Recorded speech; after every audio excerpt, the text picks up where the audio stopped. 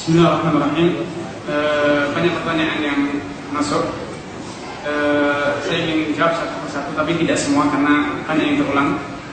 Yang pertama, apa Ustaz, songkok hitam yang antum pakai itu apa tidak tasyabuh dengan ahlul bid'ah? Bagus pertanyaannya. Insyaallah dia tanya pemberani sekali. Bukan singgungan lagi, tapi tabrakan. Tapi yang ditabrak ternyata gunung, mati sendiri. Jadi kalau nabrak coba pilih-pilih. Kalau nabrak itu kambing, kambing mati. Jadi kalau nabrak yang ditabrak itu adalah tiang listrik, kita yang mati. Songkok hitam, peci hitam, pakaian bangsa kita ini bukanlah ciri khas ahlul bid'ah. Kita tidak bisa mengatakan bahwa setiap yang pakai peci hitam itu adalah ahlul bid'ah. Makanya tadi saya tekankan bahwasanya di antara tasyabuh yang diharamkan atau kaidah tasyabuh yang diharamkan itu adalah menyerupai ciri khas.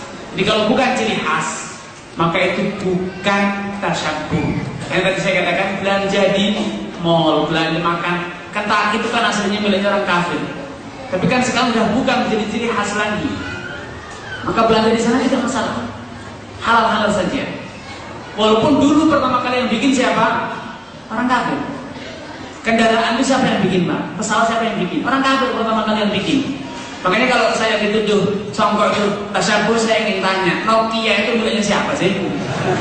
Soalnya saya yakin 99% ini pakai Nokia. Tasyabuh, buang itu semuanya apa Nokia. Kenapa itu yang bikin siapa? Orang kafir. Bahkan di situ disematkan cara atau ciri khas orang kafir. Ciri khas orang Nasrani di produk tersebut. Karenanya hal-hal yang seperti ini perlu diluruskan. Tidak semua yang sama itu tasyabuh. Tadi saya sudah sebutkan bahwasanya ada tasyabuh itu yang mubah, ada tasyabuh yang haram. Kalaupun ini dianggap sebagai tasyabuh, maka saya katakan tasyabuh yang halal. Kenapa? Karena bukan ciri khas. Hingga tidak bisa menilai ini ahlul bid'ah dari pecinya. Ini pertama. Kemudian kedua, dan ini yang paling penting, saya ini optimis besar, memiliki optimis besar bahwasanya bangsa Indonesia ini layak masuk surga. Saya tidak pesimis kok. Saya bukan pengikut paham Madesu, masa depan suram, yang beranggapan bahwasanya bangsa Indonesia ini tidak layak masuk surga. Kok gitu, Ustaz? Saya ingin tanya. Kebanyakan ustaz, kebanyakan teman-teman yang sudah mulai ngaji, sadar, mengenal, apalagi mengenal yang namanya masalah, rata-rata langsung ganti seragam. Ganti seragam ikut orang Pakistan atau ganti seragam ikut orang Yaman. Kasihan sekali bangsa kita. Seakan-akan kita ingin mengatakan kalau ingin bertahan sebagai warga Indonesia, bangsa Indonesia asli, maka tidak layak masuk surga. Yang masuk surga itu adalah orang Pakistan dan orang Yaman. Saya itu bisa ngelus dada dulu. Bangsaku kok sial sekali, surga aja tidak punya kesempatan. Jadi ustaz atau saudara-saudara kita yang belajar ngaji langsung ganti seragam. Semua yang dulu dia pakai dari pakaian bangsanya langsung ditinggalkan. Sebagai indikasi bahwasanya dia benar-benar multazim. Makanya padahal pakaian itu ya dipakai oleh tabligh. Yang penyanyi itu Amitabh Bachchan ya pakainya itu. Dia tidak menyadari bahwasanya penyanyi dangdut Pakistan, India, seragamnya adalah pakaian itu. Yang orang Ahmadiyah, orang Durus dan yang lainnya, yang Syiah yang ada di Pakistan, seragamnya adalah pakaian itu. Tapi kita menganggap kalau sudah pakai pakaian Pakistan itu tidak tasyabuh. Padahal subhanallah itu tasyabuh juga dengan orang-orang tabligh. Tapi kita tidak sadar. Tidak apa-apa kalau ini tidak tasyabuh, subhanallah. Ini tasyabuh dengan Ahmadiyah. Tidak mau kita duduk Ahmadiyah. Kenapa? Ini pakaian ustadz saya. Dan saya punya optimis besar, bangsa kita ini layak masuk surga. Saya makanya tidak perlu ganti atribut. Kalau jadi ingin jadi salafi itu tidak perlu ganti atribut. Pakailah pakaian bangsa kita sendiri. Karena kalau kita pakai Pakistan ternyata tasyabuh juga dengan Amitabh Bachchan. Pakaiannya seperti itu. Masa kita mau? Makanya tadi tergantung niat. Kalau Anda pakai pakaian karena niatnya adalah tasyabuh dengan Amitabh Bachchan, yang haram pakaian Pakistan. Niatnya tasyabuh dengan tabligh, ya nggak benar. Niatnya tasyabuh dengan Ahmadiyah. Ahmadiyah di India pakainya seperti itu, Pak. Di Pakistan pakainya ya seperti itu. Tapi kenapa tidak ada yang curiga? Ustaz, kenapa Anda pakai bajunya orang Pakistan? Kan ini tasyabuh dengan Ahmadiyah. Apa Anda mengakui Ahmadiyah? Karena saya tanya seperti itu. Yang pakaian Yaman. Setahu saya, tokoh-tokoh sufi yang geleng-geleng di kuburan di Yaman pakainya adalah ubur-ubur yang di kepalanya. Kalau tidak pakai serempang yang di bahunya. Itu dipakai seperti itu. Silahkan datang ke Tarim. Pakaiannya seperti itu. Pakaiannya adalah jadi ini perlu diluruskan. Artinya bangsa kita juga layak masuk surga. Masa kita rela bangsa kita udah dijajah Belanda 300 tahun, giliran kita ini merdeka mau sadar belajar agama kok dijajah lagi, tidak masuk Islam surga kecuali kalau pakai pakaian Pakistan. Kan kasihan sekali bangsa kita di dunia sengsara, diangkat ke peluang surganya sempit sekali. Ini kan ya Allah, bangsa ini kasihan sekali. Makanya masalah pakaian, hukum pakaian itu aslinya adalah halal. Nah, kalau itu dituduh sebagai tasyabuh dengan siapa? Apa semua orang yang pakai baju itu berarti ahlul bid'ah? Saya juga boleh kalau itu bilang setiap yang pakai baju Islam itu adalah Ahmadiyah, padahal belum tentu juga.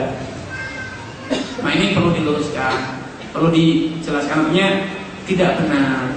Bahkan termasuk di antara hikmah dalam dakwah adalah kita itu tidak tampil beda, tapi berusaha untuk bisa membawa dengan masyarakat. Kalau di masyarakat itu ada pakaian yang sudah syar'i, sudah sesuai dengan agama, kenapa mesti kita tampil beda? Bahkan tampil beda ini diharamkan dalam Islam. Itulah yang disebut dengan libas syuhrah. Pakaian kebesaran, betul besar, akhirnya kedodoran. Pakaian kebesaran itu libas syuhrah. Jadi kedodoran pakaiannya dan kedodoran perasaannya. Kenapa kedodoran? Dia memakai seragam tentara, padahal bukan tentara, sehingga petentang-petentang ke sana seakan-akan dia tentara, sehingga ditakutin di jalan, padahal dia bukan tentara. Itu masuk syuhrah. Petentang-petentang pakaian kiai, padahal bukan kiai. Kalau di suatu masyarakat kiai itu biasa mengenakan pakaian tertentu, dia pakai, dia pun perasaannya pun kedodoran, Pak. Dia wah keren seperti kiai, kan seperti itu. Begitu tadi tasyabuh. Tatkala kita menyerupai, tanya saudara-saudara kita yang tasyabuh dengan Michael Jackson, dia pun merasa berusaha jalannya, geraknya seperti Michael Jackson. Kenapa? Hatinya kedodoran, betul-betul kebesaran hatinya. Dia bukan lagi. Makanya itu tadi diharamkan tasyabuh. Kenapa? Tasyabuh lahir itu mendatangkan tasyabuh dalam batin. Tasyabuh lahir, kesamaan, keserupaan lahir itu mendatangkan keserupaan dalam batin, kecintaan dalam hati. Makanya tidak benar. Nah, saya terus terang terkena program cinta produk dalam negeri. Jadi kasihan bangsa kita ini, produk peci, produk sarung nggak laku. Yang laku malah produk baju Pakistan. Ini kan penjajahan dalam bisnis. Kasihan sekali bangsa kita, model bangsa kita ditinggalkan. Produk dalam negeri tidak laku, ini kan kasihan, Pak. Ini kalau menurut saya bukan tasyabuh karena bukan ciri khas. Dan kedua, saya optimis bangsa kita layak masuk surga. Sehingga berilah kesempatan bangsa kita ini mempertahankan budayanya.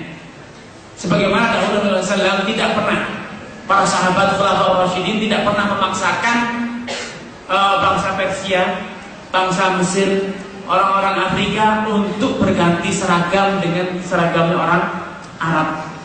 Padahal mereka telah menguasai daerah tersebut, tapi tidak pernah dipaksa mengganti seragam pakaian. Karena hukum pakaian hasilnya adalah halal selama tidak ada yang haram. Makanya tadi saya sudah menduga akan ada yang bertanya seperti itu, tapi saya bangga kok produk dalam negeri. Dan saya optimis bangsa Indonesia layak masuk surga daripada madesu bangsa kita tidak layak. Kasihan nenek moyang kita, kasihan generasi-generasi kita, masa harus ganti seragam nanti akhirnya di negara Pakistan. Padahal ternyata di Pakistan ya macam-macam warna-warni seperti yang ada di negeri kita. Ada yang Ahmadiyah, ada yang Jamaat Tabligh, ada yang penyembah kuburan, ada yang penyanyi dangdut, ada yang semua seragamnya itu. Bagi yang pernah nonton, saya dianjurkan